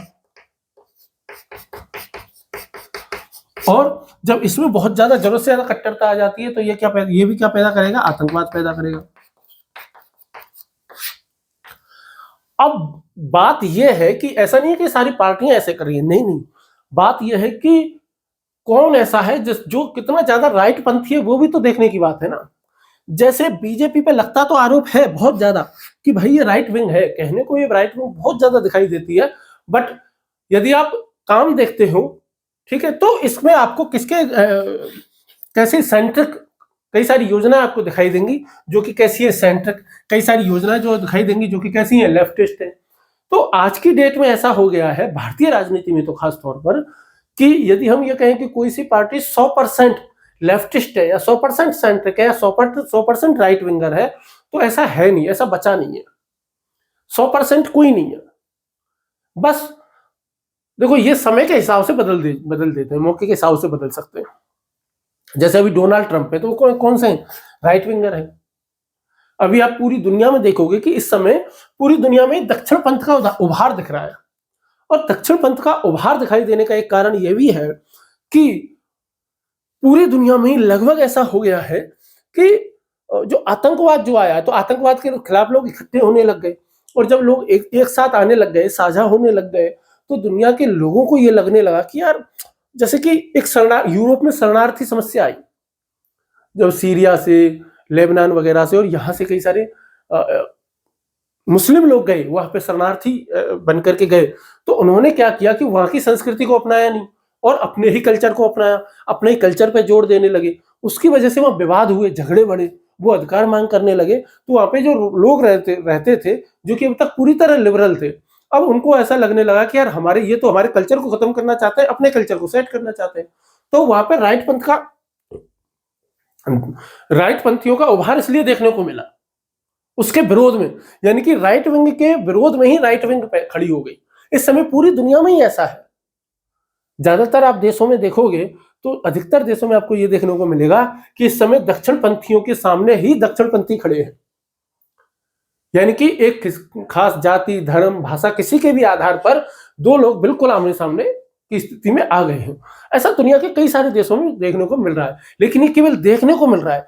असलियत में यदि आप देखोगे तो जो भी सरकारें इस समय शासन में है, वो सरकारें जो है वो मध्यपंथी और लेफ्टिस्ट दोनों के गुण लेकर के ही सरकारें चला रही हैं। तो वामपंथी का क्या है कि भाई गरीबों के लिए काम करना है, पूरे समाज के लिए काम करना है, सबसे गरीब से गरीब आदमी के लिए काम करना है। और सेंटर कहती है सभी के लिए करना है। तो अब ये दिखता है आपको धर्म के नाम पे आतंकवाद। आपको ये बात तो पता ही होगी ना, दुनिया में धर्म के नाम पे जितना खून बहा है, यानी कि आस्तिक लोगों ने दुनिया में जितना खून बहाया है, नास्तिकों ने उतना नहीं बहाया। आस्तिकों में भी वो आस्तिक जो कि बहुत ज्यादा कट्टर है, जो कि ये कहते हैं कि भाई मेरा ही धर्म दुनिया में सबसे अच्छा है, बाकी ये सारे धर्म घटिया होना ही नहीं चाहिए, बाकी का तो कोई धर्म होना ही नहीं चाहिए। इसीलिए कहते हैं कि विश्व नागरिकता वसुधैव कुटुंबकम की भावना प्रत्येक व्यक्ति में होना चाहिए। ठीक है कि भाई हम ही हमें तो क्या हमें, और तुम ही तुम हो तो क्या तुम हो, ऐसे क्या बात है यार, वैविध्यता तो होना ही चाहिए। तो सभी होने चाहिए, क्या फर्क पड़ता है। पर कुछ लोगों का जो है कि वो ऐसा नहीं है, और इसका सबसे बड़ा एग्जांपल क्या देखने को मिलता है, आईएसआईएस सबसे बड़ा एग्जांपल है कि जो कि ये कहता है कि नहीं, इस्लामिक स्टेट ही पूरी दुनिया में होना चाहिए। तो वो क्या है, राइट विंग का ही एग्जांपल है, राइट विंग का ही चरम रूप है। हम पार्टियों पे आरोप तो लगाते हैं कि कोई पार्टी वामपंथी है, दक्षिणपंथी है, सेंट्रिक है, लेकिन सभी पार्टियां वैसी है नहीं। जब शासन में आती है, सरकार में आती है, खासतौर पर भारत में मैंने शायद ही किसी पार्टी को ऐसा देखा है, या उसकी नीतियां लो, आप किसी भी पार्टी की नीतियां उठा करके देखोगे तो पाओगे कि सभी की नीतियां गरीबों के लिए भी, हर एक पार्टी गरीबों के लिए खूब नीतियां लेकर के आती है, माइनॉरिटी के लिए भी लाती है, मेजोरिटी के लिए भी लेकर के आएंगी।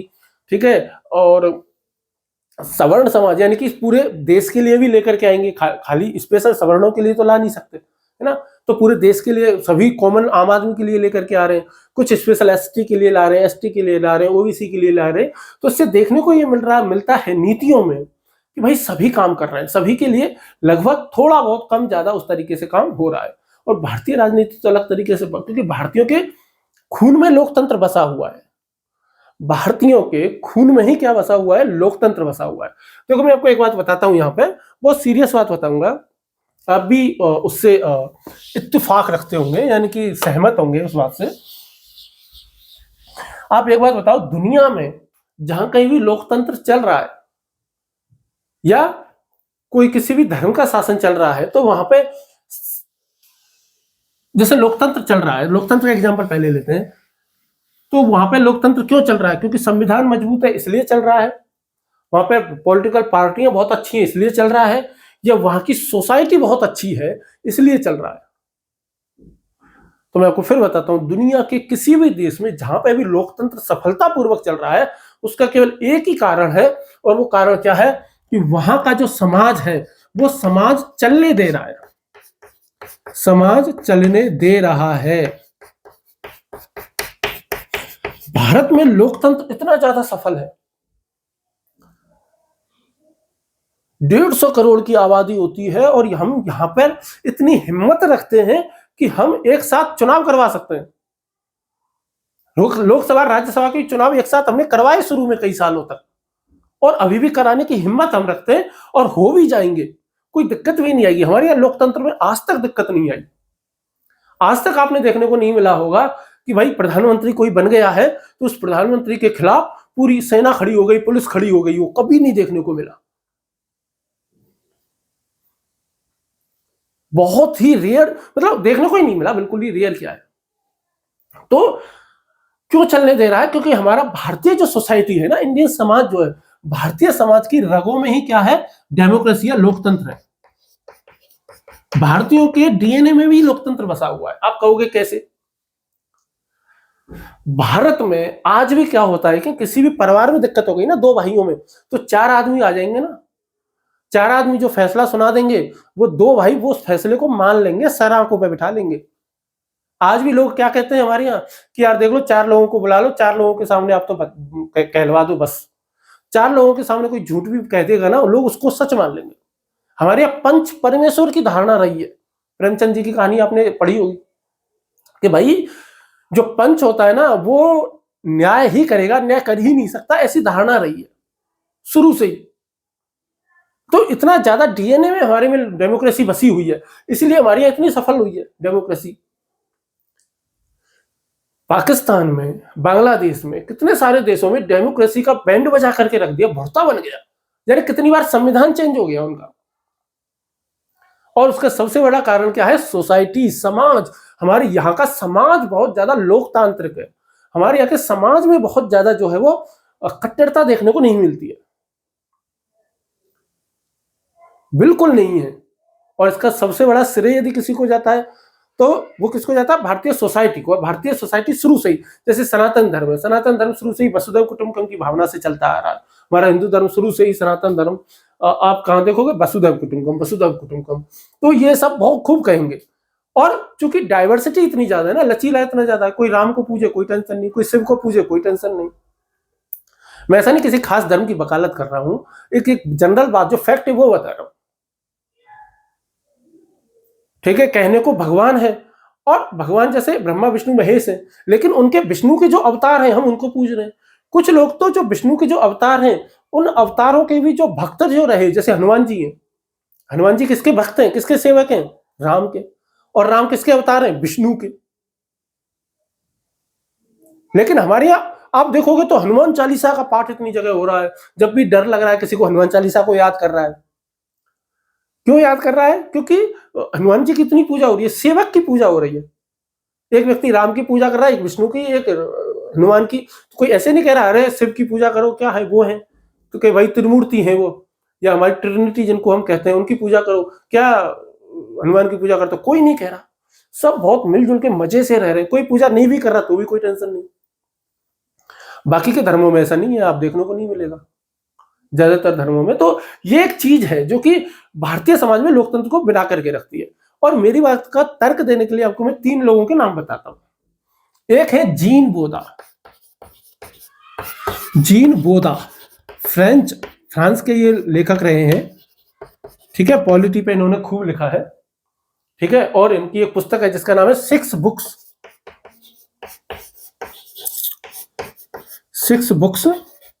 On Republic. 6 books of the Republic.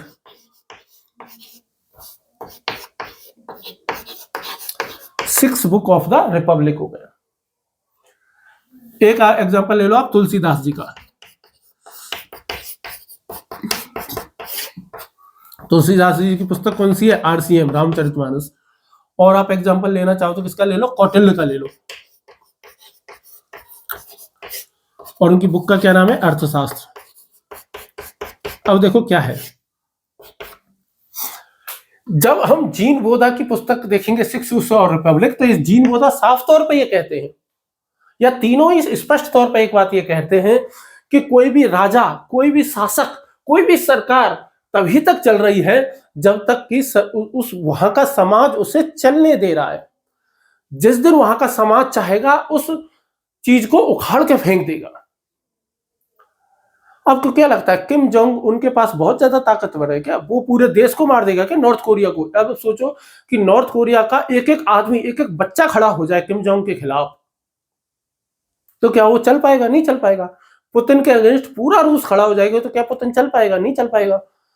नहीं चल पाएगा। जैसे कि बांग्लादेश में देख लो ना, लोग खड़े हो गए सारे के सारे बांग्लादेश उसके शेख हसीना के खिलाफ, तो नहीं चल पाया। तो तभी तक चल रहा है जब तक समाज चलने दे रहा है। और इस बात की पुष्टि ये 3 लोग करते हैं, ये 3 महान लोग करते हैं। सोसाइटी के ऊपर डिपेंड करता है कि वहां पर शासन कैसे चलेगा। तो वहां के पॉलिटिकल एटीट्यूड भी है ना उस सोसाइटी के अंदर है। एक समाज ऐसा है जो लोकतंत्र के प्रति बहुत पॉजिटिव एटीट्यूड रखता है। एक सोसाइटी ऐसी है जिसको लोकतंत्र से लेना देना ही नहीं है, वो किसी एक खास धर्म के प्रति इसका एटीट्यूड है। पॉलिटिकल एटीट्यूड तो नेगेटिव है कि ये राजनीति क्या होती है, तो कभी भी बदली जा सकती है। क्या है, धर्म नीति होनी चाहिए, राजनीति होनी ही नहीं चाहिए। तो वहां लोकतंत्र कैसे चलेगा?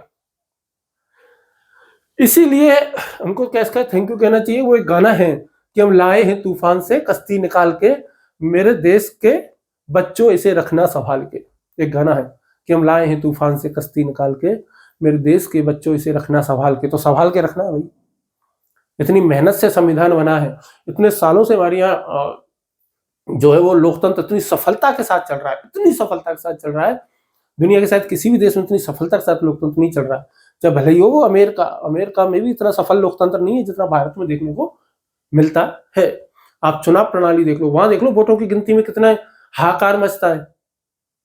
35 करोड़ की आबादी है वहां, बस वोटों की गिनती देख लो कितनी दिक्कतें होती हैं वहां पे वोटिंग की गिनती में, कितने लड़ाई झगड़े हो जाते हैं, कितना टाइम लगता है। हमारे यहाँ देखो कोई दिक्कत ही नहीं होती, कोई छोटी मोटी घटनाएं होती हैं तो होती हैं, लेकिन बाकी कुछ गड़बड़ नहीं है।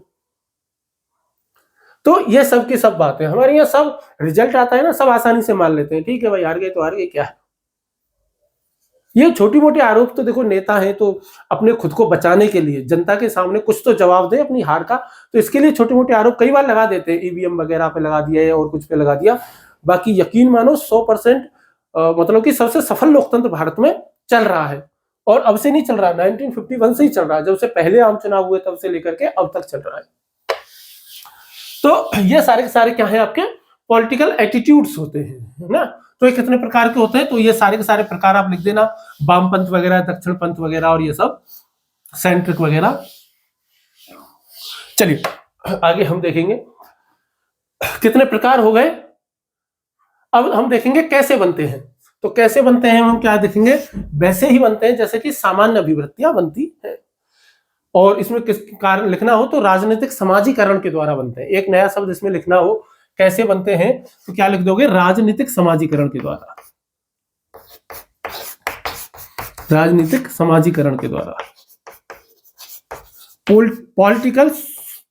पॉलिटिकल सोशलाइजेशन इसको कहते हैं, पॉलिटिकल सोशलाइजेशन। और विद्यालय से, घर से, परिवार से, पीयर ग्रुप से, है ना, चुनावी रैलियों से, सोशल मीडिया से, प्रिंट मीडिया से, सामाजिक समूहों से, संदर्भ समूह हो गए, अपने व्यक्तिगत अनुभवों से, राजनीतिक प्रचारों से, सांस्कृतिक पृष्ठभूमि से, इसमें इनके द्वारा लिखे बनाए जा सकते हैं। आपको यदि इसमें किन्हीं अंग्रेजों के नाम लिखने हो तो आप लिख दो, इसमें चलेगा, है ना, अंग्रेजों के नाम लिख दो, इसमें चलेगा। तो मैं इसको आपको वैसे तो ये रिपोर्ट में आपको पहले पढ़ा चुका हूं, बता चुका हूं। मैकक्लॉस्की याद है आपको, नहीं है याद?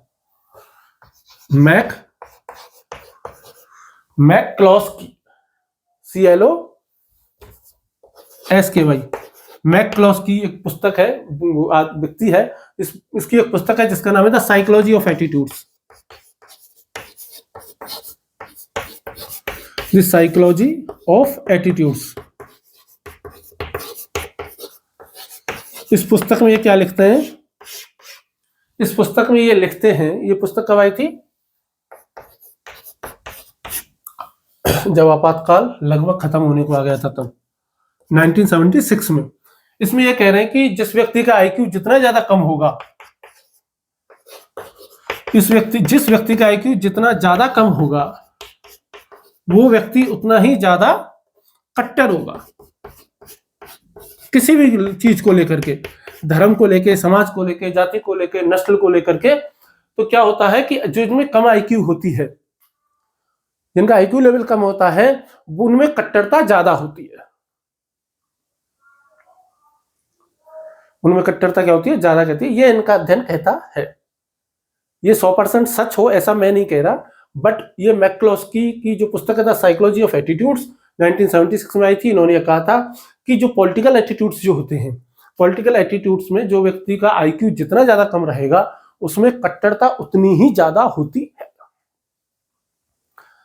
अगर आप बहुत ज्यादा कट्टर आदमी को देखें, कट्टर से कट्टर आदमी को देखें, जो कि मारने के लिए उतारू है, मारने के लिए उतारू है, तो समझ जाना वो अपने, यदि ठीक है कि मारने के लिए उतारू है, इतना ज्यादा कट्टर है, तो उसका IQ कम होगा। जो ये कह रहा है ना कि पूरी दुनिया में बस एक ही धर्म होना चाहिए, एक ही जाति होनी चाहिए, एक ही नस्ल होनी चाहिए, एक ही भाषा होनी चाहिए, एक ही देश होना चाहिए, तो उनका IQ लेवल क्या होगा, कम होगा, ऐसी संभावना इन्होंने जताई थी। एक और व्यक्ति का इसमें एक नाम और लिख दो, उनका नाम क्या है, थियोडोर अडोर्नो लिख दो खाली, ADORNO, अडोर्नो एक व्यक्ति रहे हैं, और इनकी पुस्तक का नाम है the authoritarian personality, AUTHO, authoritarian personality. इनकी पुस्तक का नाम क्या है, दी अथॉरिटेरियन पर्सनैलिटी। और ये कब आई हमारी, जब संविधान लागू हुआ। और इस पुस्तक में भी इन्होंने यही बताया जो कि इन्होंने बताया कि कट्टर लोग कौन होते हैं, जिनका IQ लेवल कम होता है। इन दोनों ने ये लोग बताया कि जिसमें जितना ज्यादा कट्टरता होगी, वो उतना ही ज्यादा IQ लेवल उसका कम होगा। ये मैं आपको पहले भी बता चुका हूँ। तो एक तो अडोर्नो लिख दो और एक दूसरा क्या लिख दोगे, मैक्लोस्की, दोनों। इसकी पुस्तक था साइकोलॉजी ऑफ एटीट्यूड्स, 1976 में आई थी। अडोर्नो की पुस्तक था अथॉरिटेरियन पर्सनैलिटी, 1950 में आई थी। चलिए अब हम ये देख लेते हैं कैसे बनते हैं, देख लिए। अब हम ये देख लेंगे कि भाई राजनीति जो पॉलिटिकल एटीट्यूड्स हैं ये कैसे बदलते हैं। तो पल भर में कैसे बदलते हैं रिश्ते, ये हम देख लेते हैं। बताओ कैसे बदलते हैं पल भर में रिश्ते।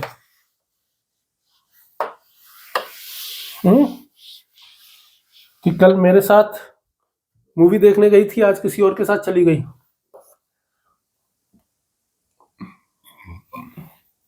कैसे बदलते हैं, तो जैसे सामान्य बदलते हैं, जैसे हमारे नॉर्मल एटीट्यूड्स बदलते हैं वैसे ही बदलेंगे।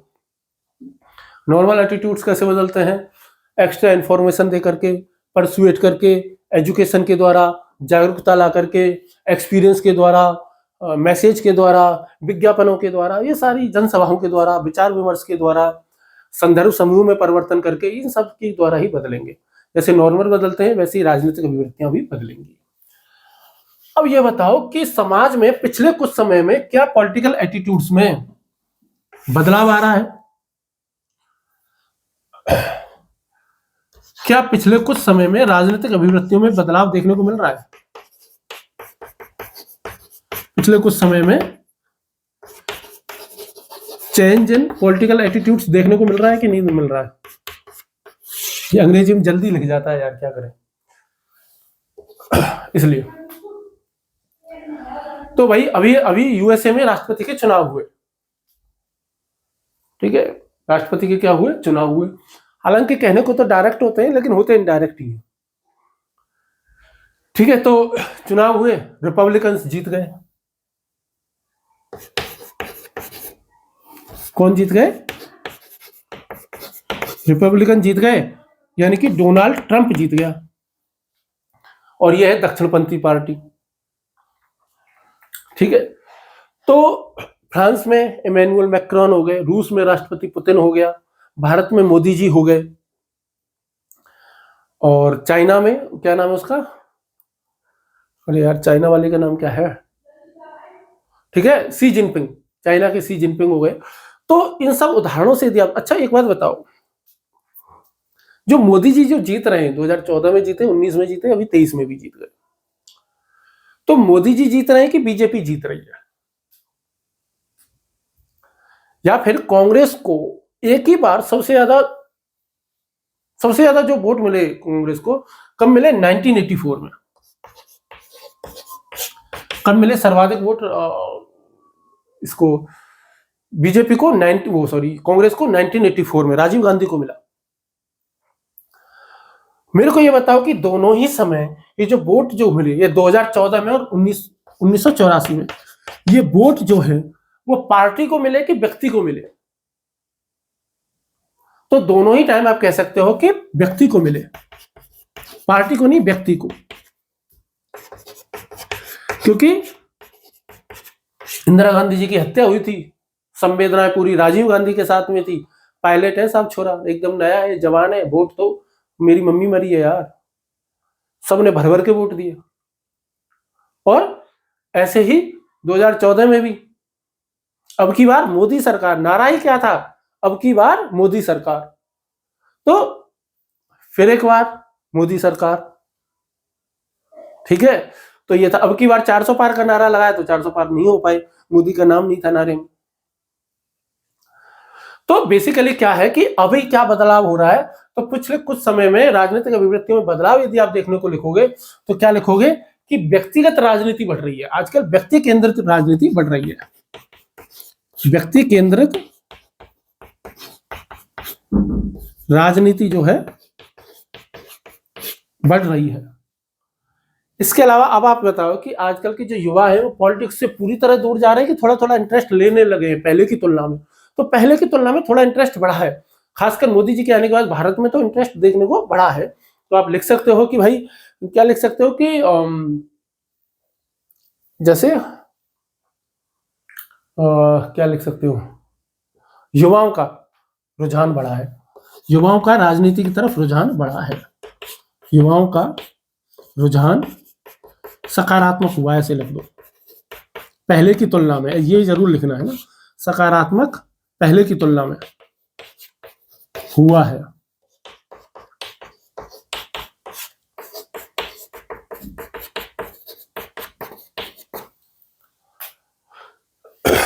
अब क्या हो गया है, आजकल हर एक राजनीति, हर एक पॉलिटिकल पार्टी क्या करती है, बताएगी कि देखो हम ये योजना लेके आए, हमने ये काम किया, इतने लोग हो गए, इतना सब हो गए। तो इसका मतलब क्या है कि परफॉर्मेंस बेस राजनीति बढ़ रही है। और क्या बदलाव हो रहा है राजनीति में कि परफॉर्मेंस बेस्ड पॉलिटिक्स जो है वो बड़ी है। परफॉर्मेंस बेस्ड पॉलिटिक्स बड़ी है। आजकल सब अपने अपनी परफॉर्मेंस दिखाते हैं, हमने ये कर दिया, गरीबों के लिए हम इतनी योजना लेकर के आ गए, ऐसे करेंगे, वैसे किया, ये सब बड़ा है। इसके अलावा सामाजिक मुद्दों पर भी, सामाजिक मुद्दे अब केंद्र में आने लगे हैं कि हम गरीबों के लिए ये करेंगे, महिलाओं के लिए ऐसा करेंगे, फलाने समाज के लिए ऐसा करेंगे। तो क्या हुआ है कि अब सामाजिक मुद्दों पर ध्यान बढ़ा है। तलाक को लेकर के हो गया हो, जैसे अब मोदी जी 3 तलाक को लेकर के आए, जनसंख्या को लेकर के आए। तो सामाजिक मुद्दे जो हैं, 3 तलाक का मुद्दा सामाजिक मुद्दा है, धार्मिक मुद्दा नहीं है। ध्यान रख लेना, गलती से भी लिख के मत आ जाना कहीं भी धार्मिक है। ये कैसा है, सामाजिक है, क्योंकि वहां पर महिलाओं के अधिकारों की बात है कि किसी भी महिलाओं के पास समानता का अधिकार ही नहीं कर रहे। तो क्या तुम धर्म के नाम पे भेदभाव किया जा सकता है कि किसी भी व्यक्ति के साथ? भारतीय संविधान में नहीं किया जा सकता। फिर मुस्लिम महिलाओं के साथ कैसे तुम भेदभाव कर सकते हो? क्रिश्चियन महिलाओं के साथ कैसे भेदभाव कर सकते हो? नहीं कर सकते ना, समानता का अधिकार है, इसीलिए 3 तलाक टिका हुआ है। तो सामाजिक मुद्दा है, व्यक्तिगत स्वतंत्रता से टिका हुआ मामला है, व्यक्तिगत समानता से जुड़ा हुआ मामला है, सामाजिक मुद्दा है, सोशल इशू है। पॉलिटिकल इशू मत लिख देना गलती से भी, ठीक है। तो राजनीति का, जैसे यूसीसी की बात जब हम कर रहे हैं, जनसंख्या नियंत्रण की भी बात कर रहे हैं, तो वो भी जनसंख्या, वो भी सामाजिक मुद्दा है, धार्मिक मुद्दा मत लिख देना गलती से भी, ठीक है। और इसके अलावा क्या देखने को मिल रहा है, महिलाओं की रुचि राजनीति में बढ़ती हुई दिखाई दे रही है। महिलाओं की सक्रियता भी आजकल राजनीति में क्या हो रही है, देखने को मिल रही है कि भाई महिलाएं भी सक्रिय रूप से पॉलिटिक्स में पार्टिसिपेट करने लगी हैं। सोशल मीडिया हो गया, इंटरनेट हो गया, इनकी भी भूमिका आजकल क्या होती जा रही है, राजनीति में लगातार बढ़ती जा रही है। तो ये सारे के सारे पॉलिटिकल एटीट्यूड्स हैं जो कि आप लिख सकते हो कि भाई ये पॉलिटिकल एटीट्यूड्स हैं, यहाँ पर ये बदलाव हो रहा है। अब लास्ट बचता है कि आपने स्वयं में क्या परिवर्तन किया। तो बताओ क्या परिवर्तन किया आपने स्वयं में। पहले मैं पॉलिटिक्स को लेकर बहुत नेगेटिव था, आजकल मैं कैसा हो गया हूँ, थोड़ा थोड़ा सकारात्मक हो गया हूँ। पहले मुझे मेरे वोट की कीमत नहीं पता थी, लेकिन आज मुझे पता है कि मेरे वोट की कीमत कितनी है। और अब मैं जो वोट है मैं बहुत ही ज्यादा अच्छे से देखता हूँ। कैसे करते हूँ, तो आप कह देना कि मैं अपने प्रधानमंत्री के कार्यों को देखा, मैंने अपने मुख्यमंत्री के कार्यों को देखा, मैंने पिछले कुछ समय में समाज में, राजनीति में बढ़ती घटनाओं को देखा, पढ़ा, समझा। और जब मैंने भारतीय लोग जीएस पेपर 4 यानी कि 2 यानी कि संविधान जब मैंने पढ़ा, तो मुझे समझ में आया कि भाई समाज को यदि बदलना है तो राजनीति लोकतंत्र का सबसे जरूरी हिस्सा है। इसीलिए अब मैं राजनीति में रुचि लेने लगा हूं। पहले मैं अतिवादी विचारों से बहुत ज्यादा प्रभावित था। अतिवादी लिखना, दक्षिणपंथी वामपंथी मत लिखना, अतिवादी लिखना। अतिवादी का मतलब अति सर्वत्र वर्ज्यते होता है, चाहे कोई सा भी विचार हो। तो पहले मैं अतिवादी था, लेकिन अब मैं संतुलन बना के चल पाता हूं। अब मैं आर्थिक, सामाजिक, सांस्कृतिक कोई सा भी पक्ष हो, सभी पक्षों को साथ लेके चलता हूं। अब जो विभिन्न विचारधारा है, किसी प्रकार की कोई थॉट है, सभी का सम्मान करता हूं, सभी को पूरी तरीके से स्वतंत्र, सभी विचारधाराओं का पूरा आदर करता हूं। क्योंकि मेरे को लगता है कि प्रत्येक विचारधारा में कुछ अच्छी बातें हैं जो कि हमारी राजनीति को पहले से बेहतर बना सकती हैं। अब मैं मीडिया और प्रोपेगेंडा पर निर्भर नहीं रहता। पहले मैं इनसे प्रभावित हो जाता था, लेकिन अब मैं सामाजिक सोशल मीडिया से या किसी भी प्रकार के प्रोपेगेंडा के बारे में पूरे तथ्य, प्रमाण और तर्क इकट्ठा करता हूं और उसके बाद ही उस पर अपनी राय बनाता हूं। अब मैं ये समझ पाया हूं कि राजनीति के द्वारा ही शिक्षा, पर्यावरण और महिला अधिकारों या महिला समानता स्थापित की जा सकती है। और मैं अब ये समझ पाया हूं कि किसी भी व्यक्ति को किसी एक विचारधारा से जुड़ने के बजाय निष्पक्ष दृष्टिकोण अपनाना चाहिए और यदि आप किसी विचारधारा से जुड़ते भी हैं तो पूरी तरह निष्पक्ष रहें, दूसरी विचारधारा की अच्छी बातों को खारिज ना करें। और अब मैं सक्रिय रूप से अपने मताधिकार का भी प्रयोग करता हूं। अब मैं ऐसे नहीं करता कि भाई वोट नहीं डालना है, क्या करेंगे, वोट डाल लेंगे तो डाल देंगे, नहीं तो कोई बात नहीं है। नहीं, अब मैं सक्रिय रूप से वोट डालता हूं, ध्यान रखता हूं।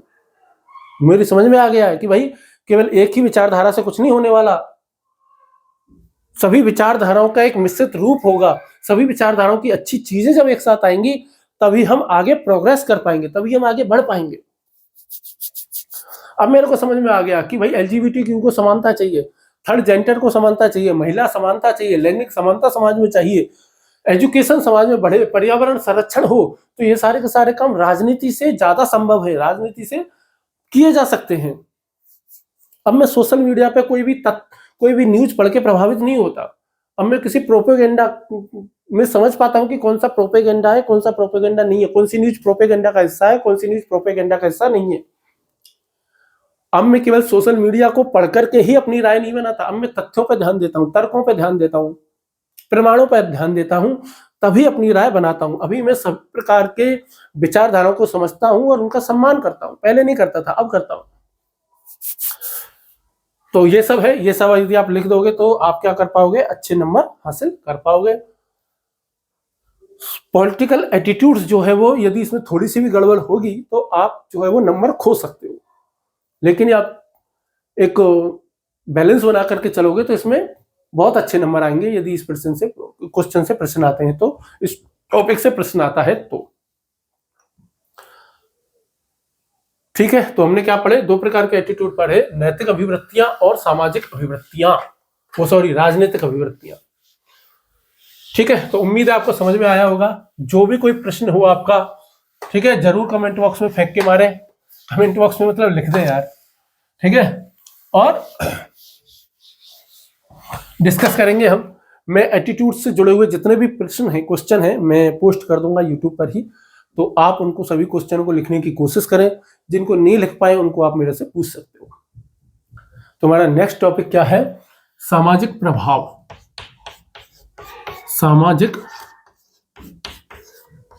प्रभाव, और सामाजिक प्रभाव को इंग्लिश में क्या कहेंगे, सोशल इन्फ्लुएंस। आजकल तो इन्फ्लुएंसर की बाढ़ ही आ रही है, ठीक है, आजकल तो सोशल इन्फ्लुएंसर की बाढ़ ही आ रही है। हर कोई अपने आप को इन्फ्लुएंसर बनाना चाहता है। भारत में तो बहुत ज्यादा क्रेज चल ही रहा है यूट्यूब को लेकर के, या रील्स बनाने का क्रेज लेकर के, और ये सब मैं भी उसी का हिस्सा हूं। जब मैं यूट्यूब पे भी वीडियो बना रहा हूं तो मैं भी उसी का हिस्सा हो गया। ठीक है, तो सोशल इन्फ्लुएंसर कहेंगे। तो इससे क्या है कि प्रश्न आया हुआ है, इससे क्या है, प्रश्न आया हुआ है। ऐसे मत सोचना कि इससे प्रश्न नहीं आया हुआ, प्रश्न आया हुआ है भाई इससे।